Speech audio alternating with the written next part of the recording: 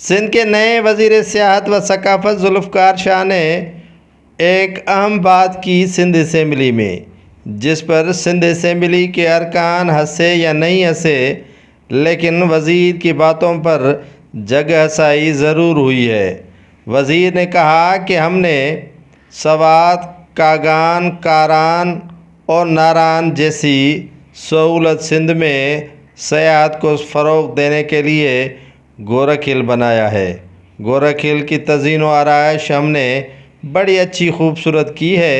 اور لوگ بائک پر بھی وہاں جا سکتے ہیں، لیکن خود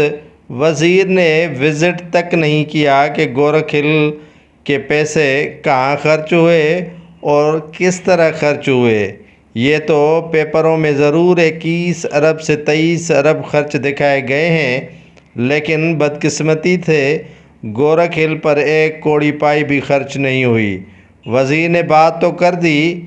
لیکن بات میں اتنا وزن نہیں تھا جتنے وزن سے وزیر ذوالفقار شاہ بات کر رہے تھے۔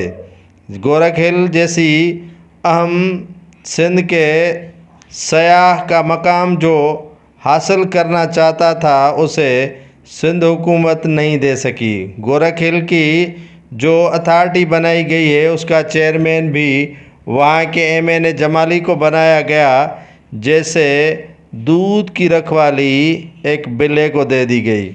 ایک بلے کو رکھوالی جب دودھ کی دی جائے گی تو یقیناً دودھ کی رکھوالی کیسی ہوگی، یہ تو پورا پاکستان ہی جانتا ہے۔ جب بات کرتے ہیں سوات، کاگان، ناران کی اور کوہ مری کی، تو شرمندگی سے ڈوب مرتے ہیں سندھ کے باسی، لیکن ان وزراء اشرافیہ کو تلکے بھر کا بھی شرم محسوس نہیں ہوتا۔ یہ وزیر بات تو کرتے ہیں کہ ہم نے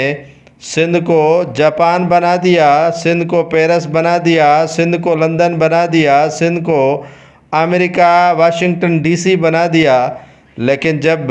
وہاں لوگ پاؤں رکھتے ہیں تو پانی کے لیے ترستے ہیں، جب لوگ وہاں پاؤں رکھتے ہیں تو بجلی کے لیے ترستے ہیں، جب لوگ وہاں پاؤں رکھتے ہیں تو صحت کے لیے ترستے ہیں، جب لوگ وہاں پاؤں رکھتے ہیں تو ڈاکوؤں سے ڈرتے ہیں، جب لوگ وہاں پاؤں رکھتے ہیں